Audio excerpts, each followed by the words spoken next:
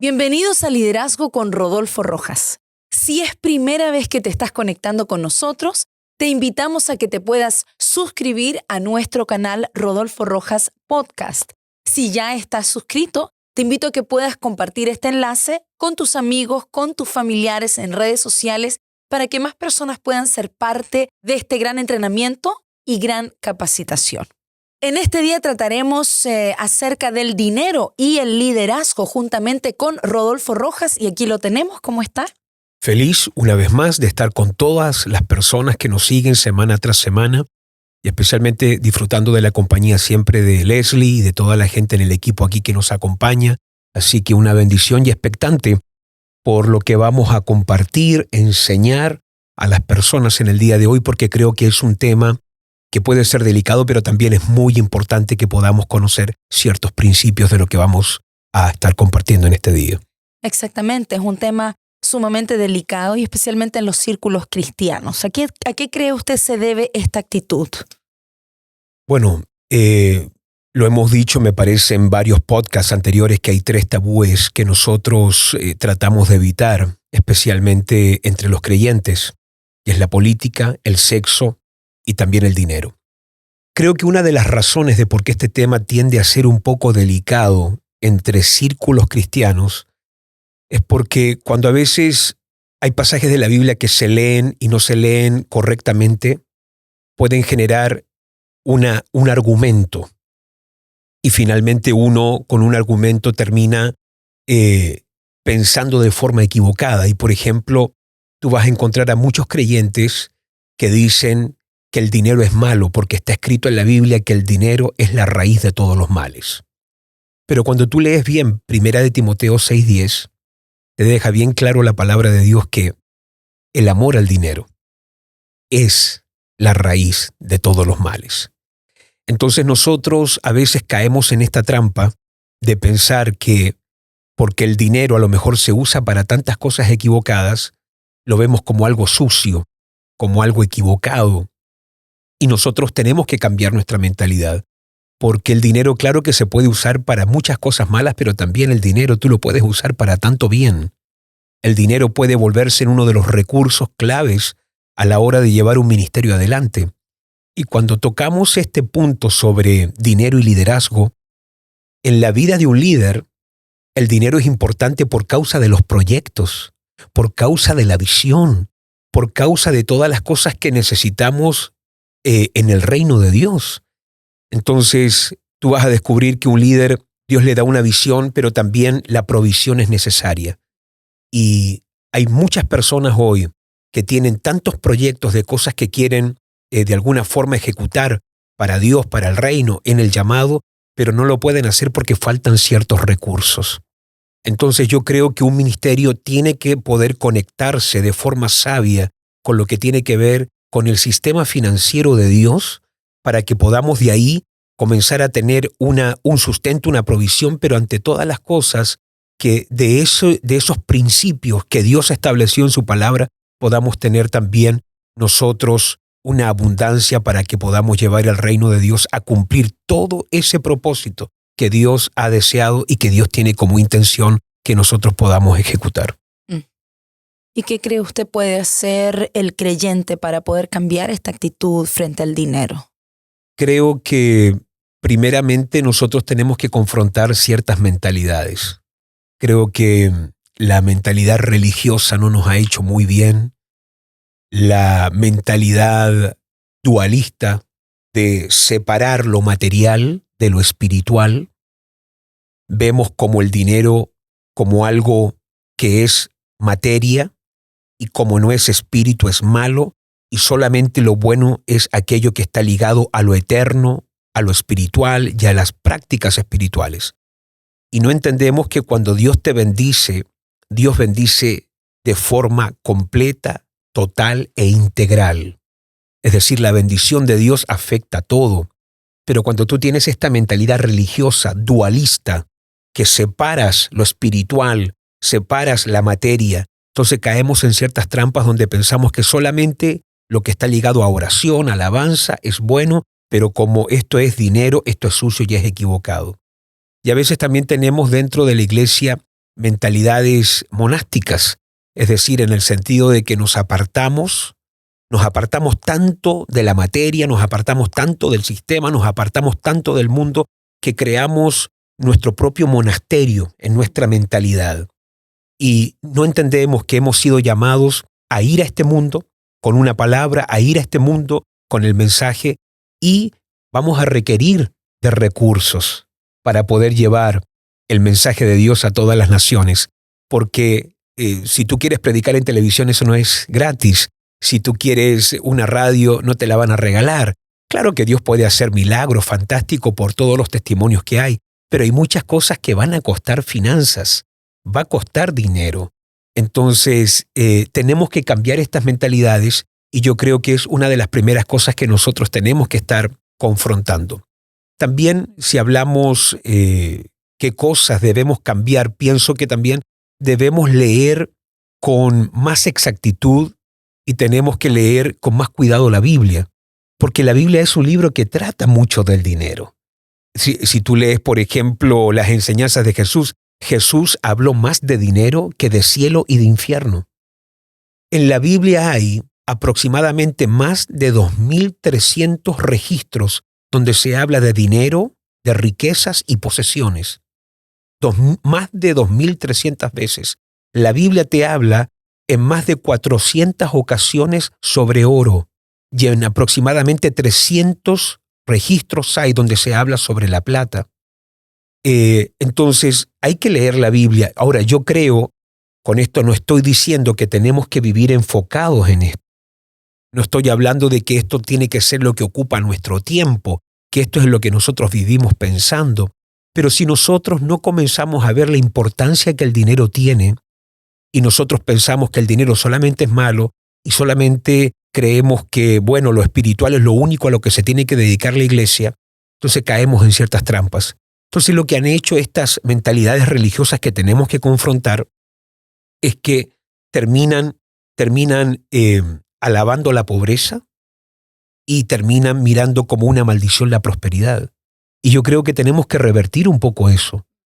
Yo creo que tenemos que mirar la pobreza, no al pobre. Dejo claro, hay una diferencia entre pobreza y pobre. No estoy hablando de la persona, pero creo que tenemos que mirar la pobreza como algo que no es bueno y la prosperidad como algo que sí es una bendición. Ahora, yo no estoy hablando aquí de una prosperidad donde vivimos enfocados en solamente las riquezas y que es el único tema que se habla, pero uno no va a poder salir de ciertos esquemas de esclavitud financiera hasta que uno no ataque la raíz del problema. Me parece que es el libro de Isaías donde dice que el ruin hablará ruindades. ¿Y qué es una persona ruin? Una persona ruin es una persona miserable. Y una persona miserable, que es miserable adentro, habla cosas miserables. Y una persona que tiene ruindad adentro y habla ruindades, termina viviendo de esa forma también. Es decir, lo que eres aquí adentro y lo que dices con tu boca es lo que finalmente se termina materializando a tu alrededor. Entonces, la ruindad, la miseria, como la prosperidad, no es algo que comienza en una billetera. Es algo que inicia en una forma de pensar. Entonces, cuando hablamos de estos temas, cómo cambiar las mentalidades, vuelvo al punto. Yo creo que tenemos que regresar a la palabra de Dios. Yo creo que tenemos que rescatar ciertas promesas. Tenemos que preguntarnos también por qué, si Dios habla de ciertas cosas en la palabra referente a lo económico, ¿por qué no se cumple? ¿Qué no estoy haciendo? ¿Qué cambios debo hacer de acuerdo a lo que el texto me está diciendo? Entonces nosotros tenemos que en este punto poder ver esto con mucha claridad. Ahora, yo también quiero decirle a la gente que la pobreza nunca fue parte de la voluntad de Dios. De hecho, si tú lees Deuteronomio capítulo 15, verso 4, y bueno, si lees el capítulo 15, el Señor explica un plan financiero y explica algo que hay que hacer, y luego en el verso 4 del capítulo 15 dice, en el verso 4, del capítulo 15 dice, para que no haya mendigo en medio de vosotros. Fíjate cómo en Dios había un deseo, hay un deseo, que en medio del pueblo de Dios no haya mendigo, que no haya pobre. porque el deseo de Dios es que nosotros prosperemos. Eso es lo que dice la palabra en Deuteronomio capítulo 8, que Él nos ha dado a nosotros el poder para generar, para producir riquezas. Entonces la palabra de Dios tiene que ser lo clave para que nosotros podamos cambiar esta mentalidad. Otra cosa que la gente tiende a repetir muy comúnmente es que bienaventurados son los pobres. Pero es aquí donde tenemos que ver Mateo capítulo 5, verso 3, donde Jesús deja un detalle muy importante. Y Mateo capítulo 5, verso 3, da este gran detalle que si lo sacamos, quedamos con una mitad a medias. Pero Jesús dice, bienaventurados los pobres en espíritu. Aquí no es bienaventurado el pobre, el que no tiene, sino que bienaventurado el pobre en espíritu, aquel que siente necesidad de Dios todos los días, porque un pobre tiene necesidad todo el tiempo. Bienaventurado el que tiene necesidad todos los días de Dios, de su presencia, de su palabra, pero no dice bienaventurado el pobre, porque el pobre, lo que nosotros necesitamos hoy en el reino de Dios, y siempre yo lo digo aquí en la iglesia, que la gente a IMC puede llegar pobre, pero la idea es que aquí, con la bendición de Dios, por causa de la mentalidad del reino de Dios, la gente pueda salir adelante y la gente pueda prosperar y que el que llegó pobre un día pueda dar de forma abundante y se pueda volver una bendición para otros. Muy bien, muy bien. Y ahí viene la pregunta, o sea, ¿por qué no prosperan los cristianos? Se quedan como en un círculo de cierta forma de mediocridad o un estancamiento financiero. Claro. ¿A qué cree usted que se debe? Yo acostumbro enseñar aquí a los líderes, a los obreros, de que hay 5 razones por qué los creyentes no prosperan. Y esta pregunta es muy importante porque a través de los años, estudiando diferentes tipos de personas, ha sido también la gran carga de mi corazón y de Leila. Siempre con Leila nos hemos preguntado por qué hay personas tan buenas que tienen Biblia, que vienen el domingo a la iglesia, pero igual no tienen este respaldo, no hay esta provisión o esta abundancia y siempre viven en escasez. Lo primero que yo he descubierto, y a ver, suena como un poco prepotente, no es que yo lo descubrí, pero mirando casos de personas en la iglesia, me di cuenta que uno de los factores principales es el desorden financiero. Cuando usted tiene desorden, Dios nunca bendice desorden, Él bendice orden. ¿A qué me refiero con desorden financiero? Cuando usted todo lo compra a deuda y a crédito. O mejor dicho, cuando todo lo compra a crédito y termina viviendo en deudas. Hay personas que no saben esperar. Hay gente que no sabe postergar gratificación.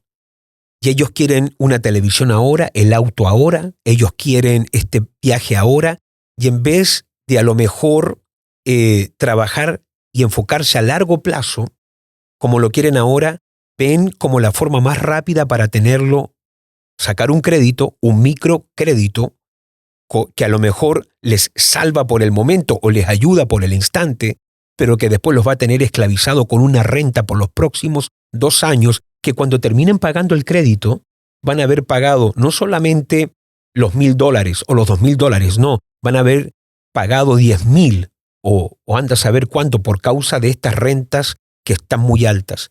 Entonces hay personas que todo, tienen que tener la última televisión, tienen que tener el último iPhone, al hijo le tienen que comprar el último PlayStation, las últimas zapatillas, se tienen que comprar el último automóvil para poder mostrar de que son prósperos, pero todo eso es ficticio. Y quiero también añadir algo ahí, Leslie, porque creo que una persona que no arregla esto, tú vas a descubrir que muchos de los matrimonios en el mundo entero cristianos, que muchas veces han estado a punto de divorciarse, siempre lo económico y lo financiero está involucrado. Porque el desorden financiero es algo que afecta a la familia. ¿Por qué? Porque cuando tú vives en crédito, tú vives y eres un esclavo. Yo creo que es Proverbios 22:7, donde dice que el que pide prestado es esclavo del que le presta.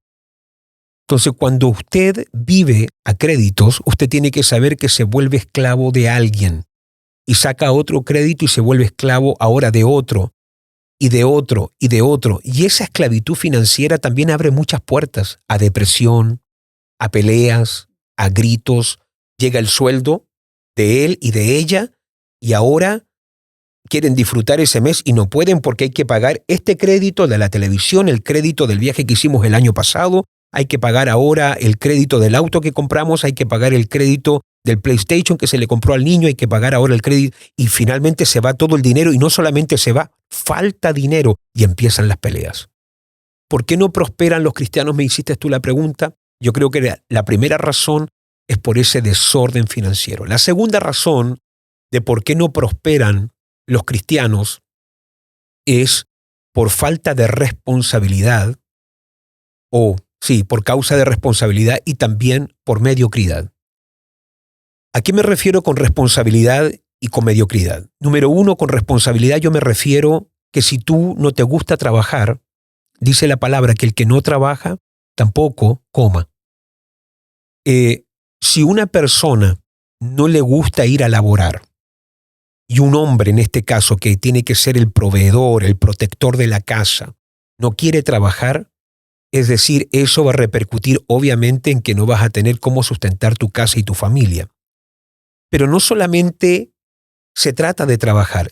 Hay gente que trabaja, pero cuando la responsabilidad o cuando la irresponsabilidad y la mediocridad se juntan, lo único que genera es pobreza. Pero cuando se junta la responsabilidad y la excelencia, que es lo opuesto a la mediocridad, tú vas a sobresalir donde quiera que vayas. Y no importando el trabajo que tú tengas, tú puedes lavar platos y ser responsable y excelente. Tú te pueden pasar a lo mejor una escoba para barrer. Si eres responsable y excelente, vas a sobresalir. Puedes ser un panadero, puedes ser a lo mejor un mecánico, lo que sea, un doctor, un abogado. Cuando una persona es responsable, y no solamente es responsable, sino que lo que hace lo hace bien. Cuando tú comienzas a sobresalir, te van a llegar contratos que nunca habías tenido antes. Hay personas que dicen, no sé por qué me echan de cada trabajo. Revisa, ¿eres responsable? Número 2, ¿eres excelente? ¿O eres de las personas que está mirando el reloj? Ya termino. Cuando un jefe ve que hay un trabajador que está contando los minutos para la pausa, está contando los minutos para terminar, se está quejando porque tiene que venir a trabajar al próximo día, no te debe llamar la atención que nadie te quiere contratar. Si nadie quiere tener un trabajador que lo último que quiere hacer es venir a trabajar y que lo único que desea es irse a almorzar y terminar el día y anda buscando formas, anda buscando maneras de cómo escaparse para no hacer nada. Entonces eso es equivocado. Pero cuando a ti te ven excelente, cuando a ti te ven que tú sobresales, cuando a ti te ven que tú haces cosas distintas al resto, responsabilidad como excelencia te comienza a promover delante de las personas. Entonces, cuando hablamos de por qué creyentes no prosperan, creo que la irresponsabilidad, la falta de responsabilidad y la mediocridad tiene mucho que ver. Por eso a toda la gente, por ejemplo, que llega a Suecia y que quieren prosperar, ¿usted quiere prosperar? Aprende el idioma. Porque va a ser muy difícil que tú puedas prosperar en una tierra donde no conoces el idioma. Número 1.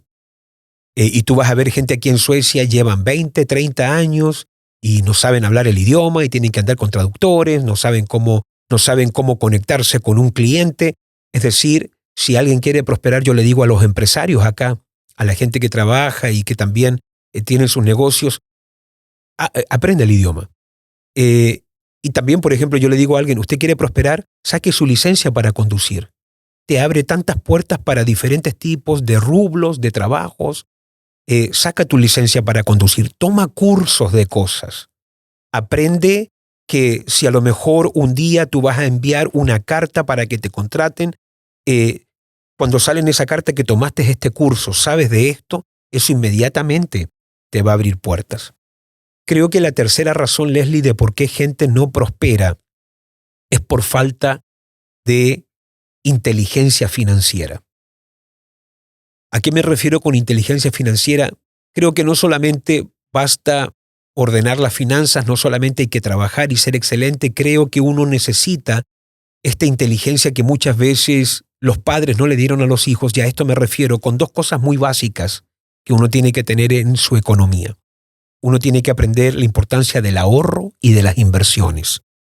Y tú vas a descubrir que en círculos cristianos, y vas a descubrir que entre los cristianos que no prosperan, ellos no pueden ver que quedó algo en la cuenta. Hay que comérselo. Ellos no pueden ver que quedó, en este caso en Suecia, que quedaron 1,000 coronas o que quedaron 1,500 coronas, sino que ellos inmediatamente ven eso y dicen, ya, compremos, vámonos a comer, vámonos al cine, hagamos esto, compremos ropa. Y en vez de decir quedaron 1,000 coronas, ahorremos 500 y dejémoslos en la cuenta de ahorro, no la vamos a tocar y vamos a invertir 500 coronas. Por ejemplo, ahora yo invierto en el mercado, estamos en criptomonedas, tú también trabajas un poco esa parte, ¿no? Sí. Estamos involucrados un poco en eso. Por ejemplo, tenemos muchachos acá en la iglesia que a la gente joven les están enseñando sobre acciones. Y también tenemos personas que nos están enseñando de criptomonedas. Y uno tiene que aprender a hacer esto. Hoy hay una cantidad, pero grandísima, de jóvenes millonarios en el mundo porque atraparon esto de criptomonedas hace unos, 5 o 7 años atrás, atraparon esta ola y nunca ha habido tanto joven multimillonario porque supo leer esto, supieron invertir. Y hoy, especialmente en Estados Unidos y en muchas partes del mundo, hay muchos jóvenes, bueno, también lo hay en Suecia, mucha gente millonaria porque supieron leer esta oportunidad y por causa de esta inteligencia financiera entienden que hay dos cosas básicas: el ahorro y la inversión. Uno tiene que aprender eso, ahorro e inversión. Apartas una parte, guardas una parte. Tú tienes que tener en tu cuenta de ahorro, siempre tiene que haber, por lo menos en una de las cuentas, tiene que haber una cuenta que se llama emergencia. Yo en mi cuenta de banco tengo muchas cuentas abiertas dentro de mi cuenta. Y tengo una cuenta que dice diezmo, ofrenda, honra al varón de Dios, tengo vacaciones, tengo hijos, tengo emergencia. Y en una cuenta de emergencia tienen que haber siempre por lo menos unos $500 o 5,000 coronas. Siempre tener 5,000 coronas que no se tocan, porque uno nunca sabe lo que puede acontecer. Y también tienes que tener tus cuentas de inversiones. Entonces, yo invierto, por ejemplo, aquí en Suecia, yo invierto en las acciones acá en Suecia, en las empresas suecas. Eso, como no es tan volátil, va creciendo poco a poco. Pero después tenemos, por ejemplo, el mundo de las criptomonedas. En estos días le estuvimos enseñando a gente sobre criptomonedas. Leila tomó un curso de criptomonedas y empezó a aprender de criptomonedas, me enseñó a mí. Estamos invirtiendo en ciertas cosas. Algunas personas dicen, pero no, es muy riesgoso, a lo mejor es muy volátil, se puede perder todo. Pero la vida es así. Vas a tener que aprender a tomar riesgos, vas a tener que aprender a que a lo mejor se va a perder, pero también se va a ganar. En estos días, por ejemplo, el mercado cayó mucho. Y cuando el mercado cae, lo único que te está diciendo el mercado, aquí hay una oportunidad de compra. No te desesperes, tranquilo, cuidado con las emociones. Los dos grandes enemigos cuando hablamos de inversiones es el temor y la avaricia. Es decir, el temor de que no me atrevo a entrar y que saco todo y que porque cayó vendo todo lo que tengo, y después la avaricia que no me permite vender a tiempo y porque creo que va a seguir subiendo y ya subió 1,000, 2,000%, lo sigo reteniendo y no sé vender. Entonces los dos grandes enemigos, el temor como la avaricia. Pero aprender estas cosas, yo no sé cómo te ha ido a ti con las inversiones, pero a veces sube, a veces baja, no sé qué te ha pasado a ti. Ahí están bajando un poquito. Están bajando. Pero es como usted dice, es decir, hay que esperar y en cualquier ratito tiene que pegar el salto. Y es ahí donde yo también creo que la gente, y escuchaba a alguien que nos decía en estos días, es la oportunidad de compra. Es la oportunidad de compra, entonces no hay que desesperarse. Pero tenemos, por ejemplo, la gente que no prospera dice, pero es muy riesgoso. No sé si lo conté en algún momento, pero si lo conté, bueno, valga la redundancia. cuando a mí me hablan la primera vez de Bitcoin. A mí me hablaron de Bitcoin hace unos 5 años atrás aproximadamente. Y me dijeron que invirtiera una X cantidad y le pedí consejo a un experto que me dijo que no me metiera en eso. Y como un experto me dijo que no me metiera en eso, no me atreví a invertir algo que hoy yo digo, pero no iba a perder mi vida con eso. Si lo pierdo todo hubiera sido algo que no me hubiera destruido. Pero bueno, pasaron los años y eso hubiera sido hoy millones en coronas si yo me hubiera atrevido. Entonces, uno, no porque algo es riesgoso, significa que uno no se debe quizás involucrar en eso. Creo que la cuarta razón de por qué gente no prospera es por la mentalidad. Una persona no puede entrar o no puede accesar a la abundancia si primeramente no confronta en su vida los pensamientos y los patrones de pobreza. Uno tiene que confrontar todas las herencias, todos los paradigmas, limitaciones mentales que uno carga de miseria, de pobreza. Venimos de hogares de pobreza que nos impartieron mentalidades de insuficiencia financiera. Venimos de hogares donde la pared nunca se pintó, eso es pobreza. Venimos de hogares donde la puerta nunca se arregló, la pared nunca se pintó, el suelo nunca se reparó. Eso es pobreza, porque pobreza tiene que ver con postergar cosas. Venimos de hogares donde nos enseñaron mediocridad, donde nos enseñaron la abundancia. Hay que confrontar tantas cosas y me impacta esa parte del capítulo 15 del libro de Génesis, porque primeramente en el capítulo 12 Dios saca a Abraham de la tierra, pero en el capítulo 15 lo saca de una tienda. Bueno, no dice tienda, solamente dice que Dios le dijo a Abraham, sal fuera, en algo tiene que haber estado. Y le dice, mira las estrellas, y lo hace soñar. Y esa parte donde dice que lo llevó fuera, que lo sacó, para mí habla de una mentalidad. Porque Abraham a lo mejor había salido de su tierra, de la casa de su padre, de su parentela, pero había una tienda mental en la que él estaba que no le permitía ver las estrellas y no le permitía ver la abundancia y la bendición de Dios. Y por eso los paradigmas mentales tienden a ser muy destructivos porque se vuelven en canales, se terminan volviendo en carreteras que tú dices, pero aquí tengo que doblar, pero la carretera de la pobreza está tan marcada que aunque tú quieres salir, no puedes salir porque en tu carretera mental te permite ver solamente las cosas desde una óptica.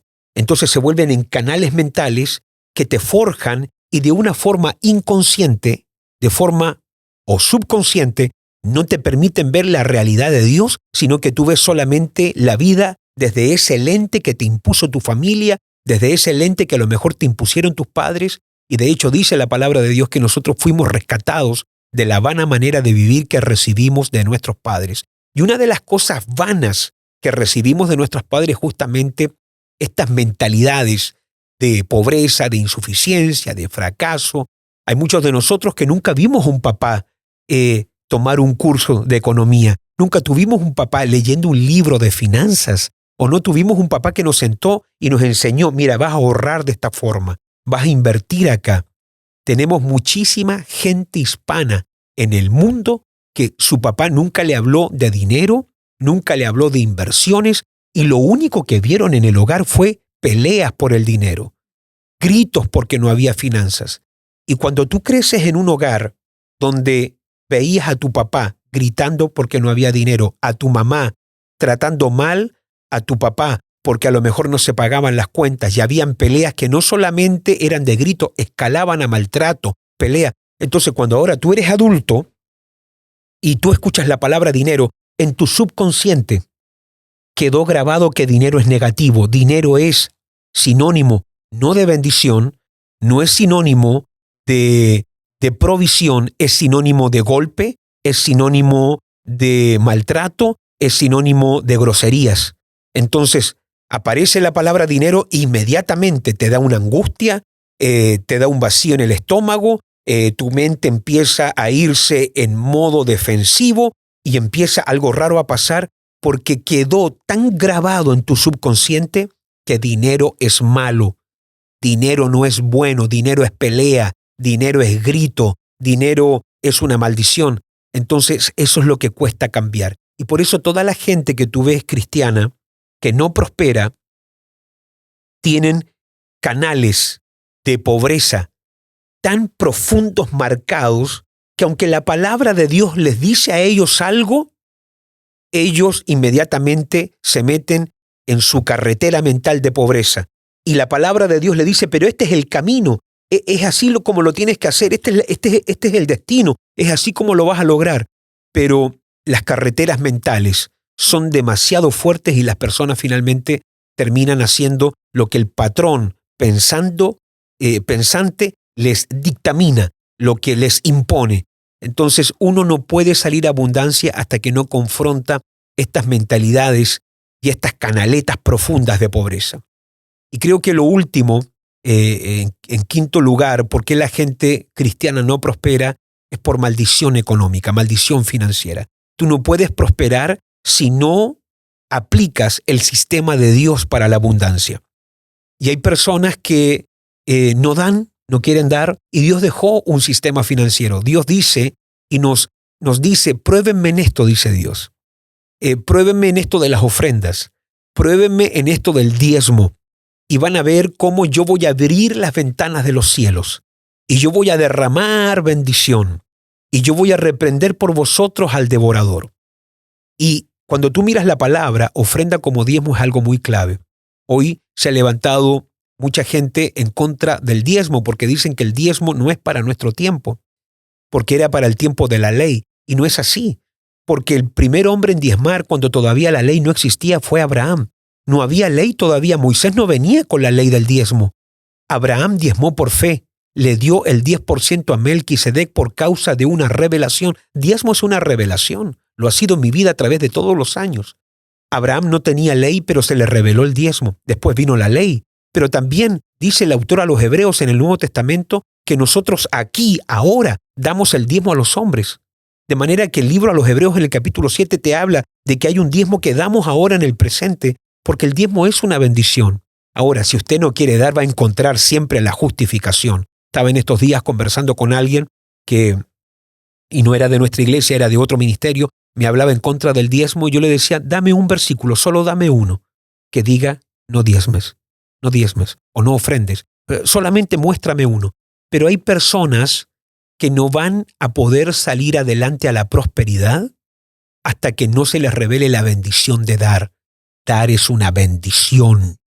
Dar es algo glorioso. Y usted no va a poder romper con pobreza hasta que no dé, porque la única gente que no puede dar es la gente que está trabada por causa de la codicia, el amor al dinero, la avaricia no te permite dar. Pero una vez que tú puedes dar, tú eres libre de tantas cosas. Y dar activa la prosperidad. Y bueno, ahí hay tanto que decir, no sé, he hablado mucho aquí, Leslie, pero te dejo a ti la palabra también. No, cuando usted hablaba, yo pensaba en cuando nos casamos con Julio, porque de ese tiempo nosotros ya llevamos casados 16 años y ya vamos para los 17 años. Pasa rápido el tiempo. Muy rápido.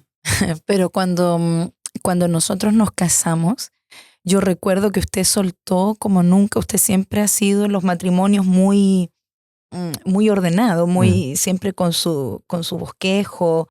Pero usted comenzó a fluir cuando nosotros nos casamos en una palabra profética y era sobre la prosperidad y lo financiero. En ese tiempo yo estudiaba en la universidad, Julio limpiaba escaleras. O sea, nosotros no teníamos empresa, nada por el estilo. Estábamos en cero completamente, pero usted comenzó a soltar una palabra tan poderosa referente a la prosperidad. De hecho, la tenemos por ahí guardada en la casa, que la he vuelto a escuchar varias veces porque es sumamente poderosa. El detalle es que yo recuerdo muchas veces cuando usted hablaba respecto a este tema, acerca de la mentalidad. A mí en lo personal me chocaba mucho porque yo nunca, no considero que viví pobre, pero tampoco una vida en abundancia. Siempre viví en un departamento alquilado a primera mano y teníamos lo suficiente como lo tiene una persona regular en el país. Claro. Pero yo recuerdo cuando usted comenzó a hablar acerca de que Dios nos quiere dar casa, Dios nos quiere dar algo propio, de que el Señor nos quiere prosperar, claro, para nosotros la realidad en ese tiempo, Julio limpiando escalera, yo estudiante en la universidad recibía algo muy poquito, por lo menos acá en Suecia se recibe algo, pero tampoco no era una economía súper así. Pero yo recuerdo que yo capté un principio de lo que usted habló y era de que la economía tenía que quedar en manos de la persona que era más ordenada y nosotros rápidamente nos dimos cuenta que acá yo no puedo tener dinero en mi cuenta porque lo voy a gastar. Así de sencillo. Yo soy Y Julio es buen desordenada. administrador. Julio es buen administrador. Entonces ahí hubo un rendimiento de mi parte a Julio, a pasarle todas las finanzas, pero también Julio era en ese tiempo, era bien temeroso. Entonces, claro, él era ordenado, pero era temeroso. Entonces estábamos en esto de si nos atrevíamos a comprar o no un departamento. Estamos hablando en un tiempo donde no conocíamos personas que habían comprado un departamento. O sea, ya comprar un departamento era una gran cosa. Claro. Y me acuerdo que usted siempre compartía este tema acerca de romper los paradigmas, las mentalidades. Y recuerdo que cuando estábamos en esto de que si comprábamos o no, yo recuerdo que fuimos a ver un departamento que era un poco más grande del que teníamos, pero iba a ser algo propio.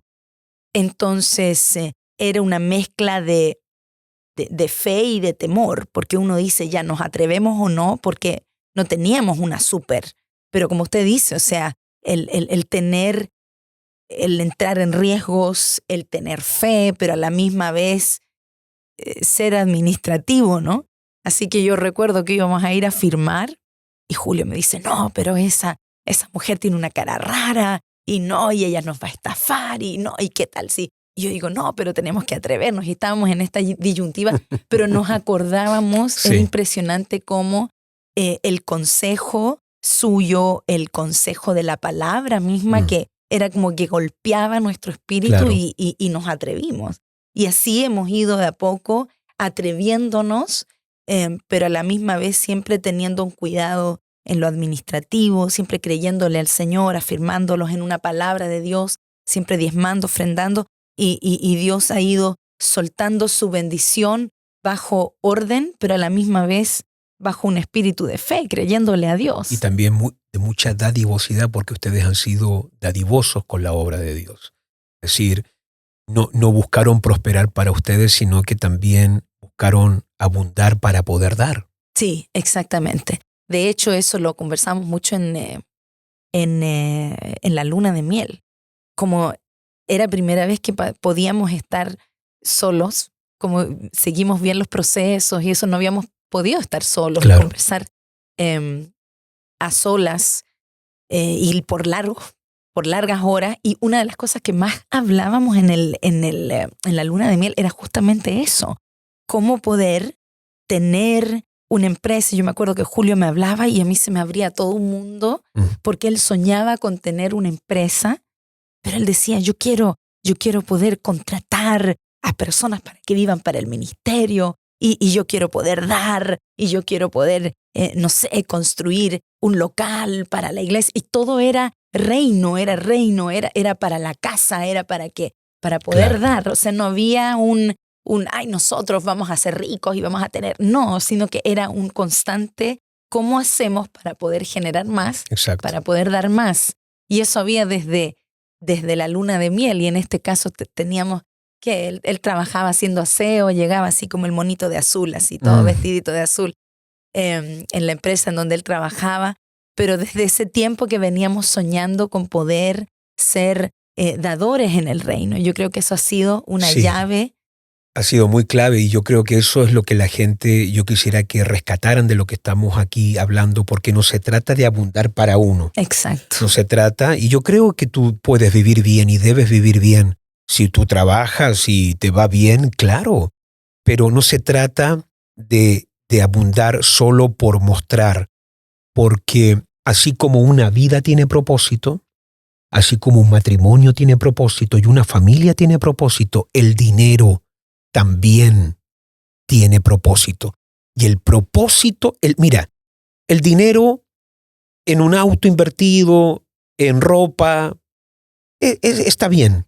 pero no es el propósito.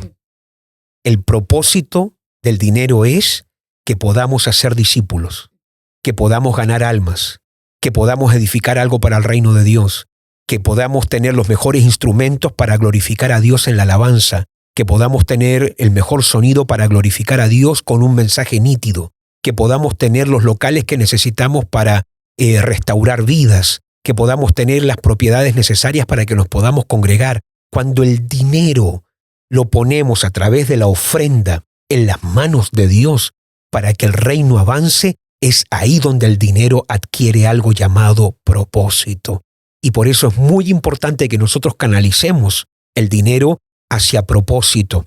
Claro que lo podemos usar para nosotros, pero tenemos que saber que la razón de por qué Dios nos quiere dar abundancia es justamente para que llevemos la visión de Dios adelante. Claro que sí. Y yo creo que como iglesia tenemos una responsabilidad, especialmente el liderazgo cristiano, y quería preguntarle, Sí. ¿cómo podemos tomar esa responsabilidad como creyentes? Sí, yo creo que nosotros, la iglesia, tiene una responsabilidad muy grande en lo que respecta a ayudar a la gente a salir adelante en lo económico. Porque a veces uno piensa como pastor, y yo lo pensé muchas veces, bueno, yo soy pastor, yo tengo que solamente estar enseñando del Espíritu Santo, solamente tengo que estar enseñando de la segunda venida de Cristo, tengo que estar hablando de las dispensaciones, de teología, tengo que estar hablando de angelología y todos los puntos que a lo mejor tienen que ver con los temas teológicos, doctrinales, pero la Biblia también es un libro práctico y yo pienso que un pastor tiene la responsabilidad de hablar de dinero. Y por eso nosotros tenemos acá en la iglesia Red de Empresarios, donde nos juntamos a un desayuno. De hecho, lo tengo en mente ahora para que lo hagamos pronto también, donde enseñamos lo que dice la Biblia, oramos por los empresarios, bendecimos los negocios y también yo creo que esto es muy clave, de que la gente dentro de una iglesia haya un grupo de personas que hablan de dinero para hacer dinero, para dar más al reino de Dios. Porque hay gente que le choca esto del dinero, hay gente que dinero y tienen un bloqueo inmediatamente mental, pero hay mucha gente con un don de dadivosidad en el reino de Dios.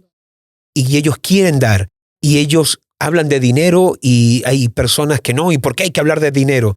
Yo tengo gente aquí en la iglesia que me dicen, apóstol, ¿y cuál es el próximo proyecto? Avíseme cuando hay un proyecto porque nosotros queremos ponernos con la célula, ayudar, queremos trabajar inmediatamente, tenemos personas. Díganos cuando hay un proyecto. Tenemos pastores en las misiones que me dicen, apóstol, ¿cuál es el próximo proyecto? ¿Qué hay que hacer? ¿Qué es lo que usted está viendo? Avísenos apenas hay un proyecto porque queremos empezar a dar para el proyecto que haya. Hay personas que no tienen este bloqueo de que el dinero es malo y que el dinero, no, ellos andan buscando. Es decir, yo tengo gente aquí en la iglesia que me anda pidiendo cuál es el próximo desafío para que yo me pueda organizar y preparar con la célula, organizarme con los hermanos, preparar eventos, porque juntos con la gente queremos dar. Wow, yo digo, eso es maravilloso. Después está la gente que no tiene ese don y que hay gente que no quiere sentir que hay una presión, obviamente, de tengo que pagar el arriendo de mi casa, tengo que pagar el auto, tengo que pagar las deudas y ahora tengo que pagar para un proyecto. Y hay gente que, claro, no hay que molestarlos a ellos con eso, pero la gente que tiene el don, no les apagues el don, porque hay gente que va a querer apoyar. Y por eso tenemos que enseñarle a la gente. Hay un dicho que dice que si alguien tiene hambre, no le des un pez, sino que dale una caña de pescar y enséñale a pescar. Y ese dicho es bueno porque a la gente, si tú le vives dando el pez, se acostumbran al pez. Pero si tú les enseñas a pescar, entonces ellos van a aprender cómo sustentarse. Pero también hay algo más allá. Estaba pensando, ese dicho es bueno. Es bueno enseñarle a alguien a pescar, pero también enseñémosles a las personas a prosperar. Porque cuando tú sales a abundancia, ¿qué tal si no solamente le enseñamos a pescar, sino que le enseñamos a invertir para que la persona termine comprando el terreno donde está el lago y ya no tiene que ir todos los días a pescar a ese lago para sacar un pez para comer, sino que lo puede arrendar a 50 otros pescadores y del arriendo de los otros 50 pescadores puede él sacar su sustento y para invertir para comprar otro terreno?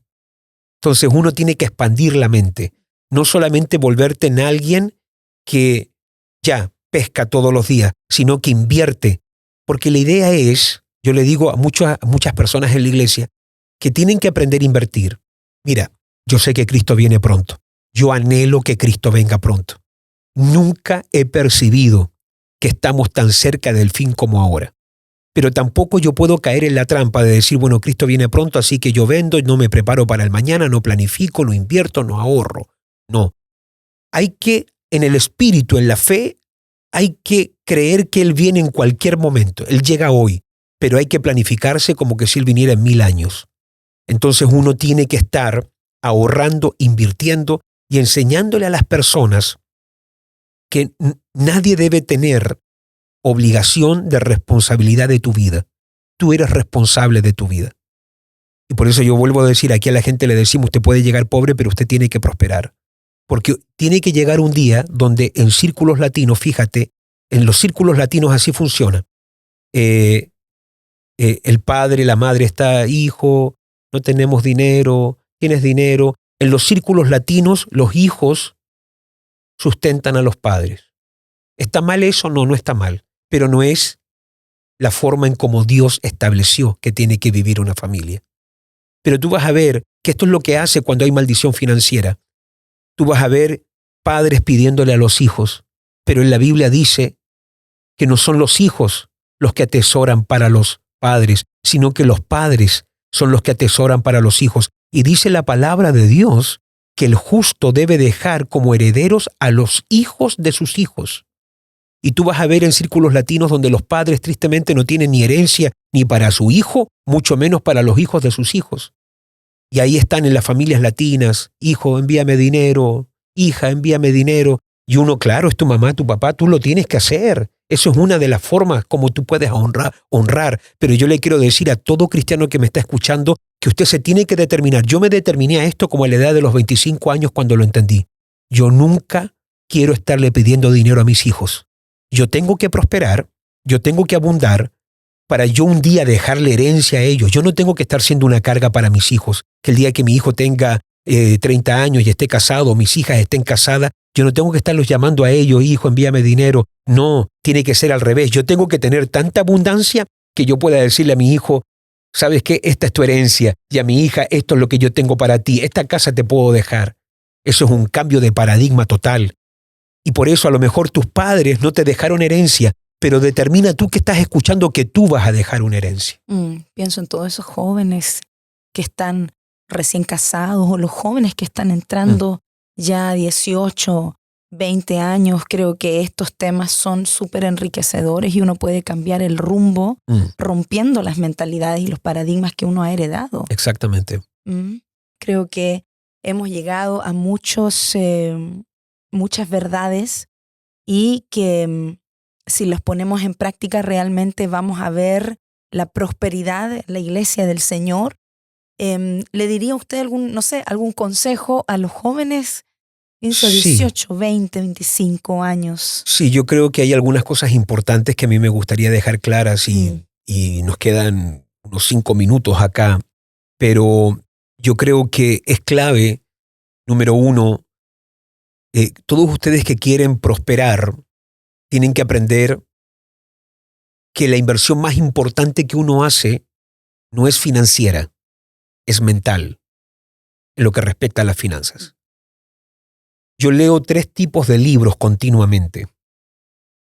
Yo todos los libros que leo, número 1, leo de liderazgo, número 2, de iglesia o discipulado y número 3, de finanzas. La razón de por qué yo me leo aproximadamente 5 libros de finanzas al año es porque a mí nadie me enseñó de finanzas. Y como nadie me enseñó, yo tengo que aprender de eso. No es que yo leo de finanzas porque me gusta el dinero y quiero tener dinero, no. Porque yo vengo de un hogar donde nunca me enseñaron de lo financiero. Entonces yo tuve que aprender que la inversión más importante que tú necesitas hacer es en tu mente. Tú necesitas aprender. En estos días leí un libro secular que se llama La psicología del dinero. Leo a veces libros como, por ejemplo, hay un libro muy famoso de Robert Kiyosaki, ahora le estoy haciendo quizás propaganda, Padre Rico, Padre Pobre. Libros que te ayuden a pensar de una forma como una persona religiosa tradicional quizás no pensaría.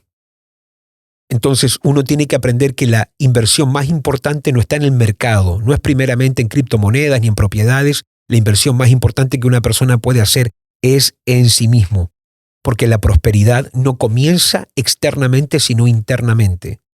Amado, le escribe Juan en la tercera carta o en la segunda carta, yo deseo que tengas salud y que prosperes en todas las cosas, así como prospera tu alma.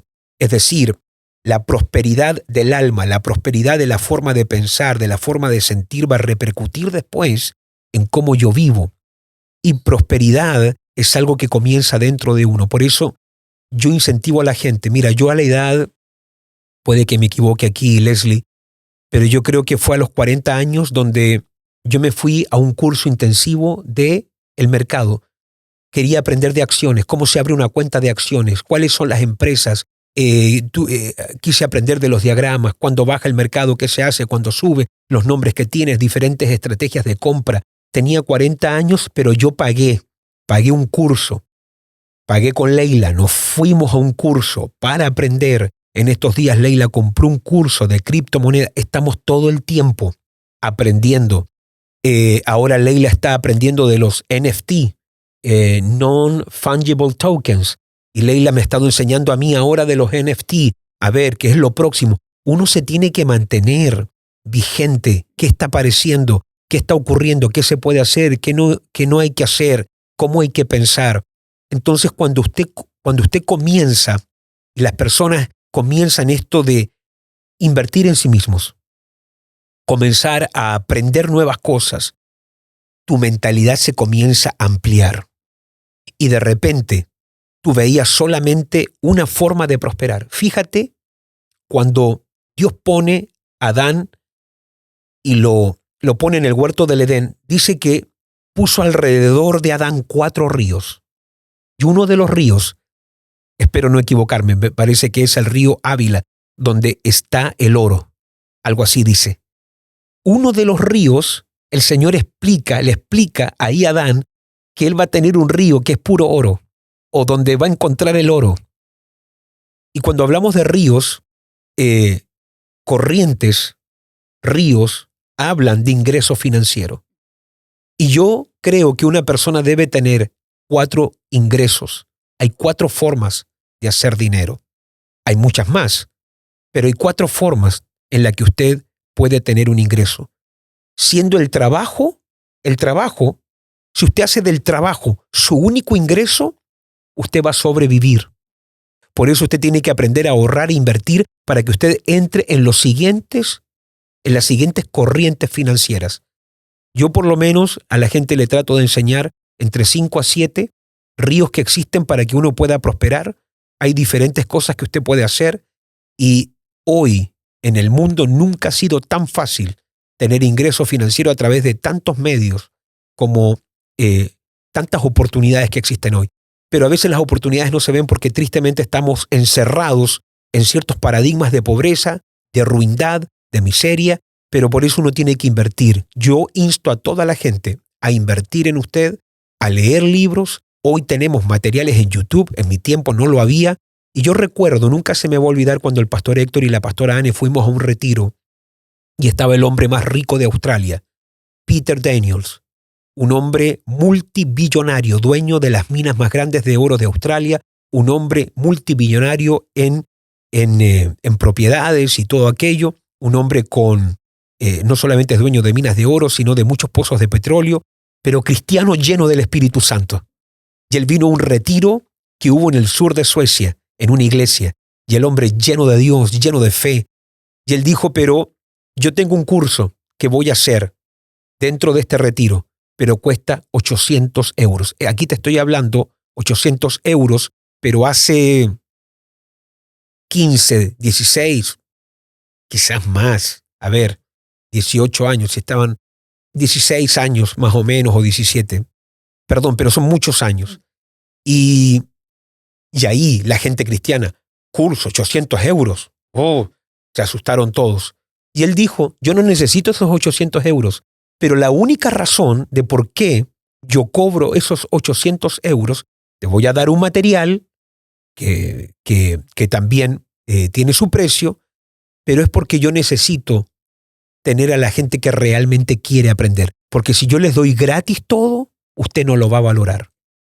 Y yo decía, cómo yo quisiera ir a ese curso. No tenía 800 euros, 8.000 coronas hace 16 años atrás, era mucho dinero. Y recuerdo que el pastor Héctor y la pastora Anne, que en ese momento eran empresarios, y ellos me dijeron, nosotros queremos pagarle a usted su curso.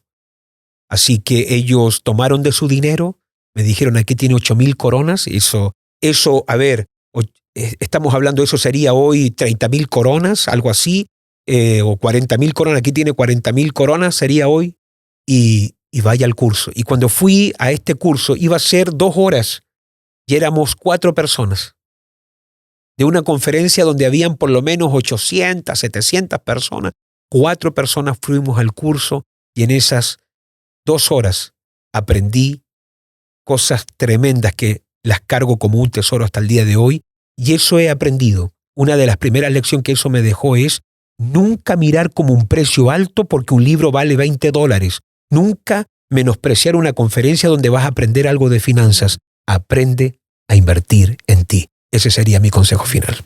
Poderoso, poderoso. Creo que son herramientas que todos necesitamos escuchar, y si somos rápidos en obedecer estos consejos, creo que estamos levantando una iglesia poderosa, una iglesia próspera realmente. Así que muchas gracias por el equipamiento, por los consejos. Creo que ha roto mucho paradigma, mucho pensamiento antiguo, maldiciones que cargamos. Así que muchas gracias por cada uno de sus consejos. Si tienen preguntas, si tienen comentarios, si esto le ha ayudado o si quedó con alguna duda, no dude en interactuar, en escribirnos, coméntenos qué le ha parecido este podcast, coméntenos si estos consejos le han servido, si tiene preguntas, por favor, no duden en interactuar con nosotros. Estamos teniendo podcast en donde nos estamos dedicando a sus preguntas, a responder, a poder mantenernos interactuando con nosotros, así que no dude si tiene alguna pregunta. Y recordamos también a toda la comunidad que nos sigue por redes sociales que apenas lleguemos a los 10.000 suscriptores en nuestro canal Rodolfo Rojas Podcast, vamos a escoger a 3 personas que hayan comentado y compartido todos los podcasts y vamos a estar entonces regalando 3 libros titulados La Trilogía del Liderazgo, El Despertar de los Valientes, Levántate y Resplandece y Generación de Conquista. Libros que son necesarios en toda casa de un discípulo. Así que no se pierda esta gran oportunidad. Así que manténgase interactuando con nosotros. Vamos a estar felices de servirles. Y no te pierdas el próximo podcast en Liderazgo con Rodolfo Rojas, un canal de donde extraerás una universidad de conocimiento y revelación para ser un líder insigne en este tercer milenio.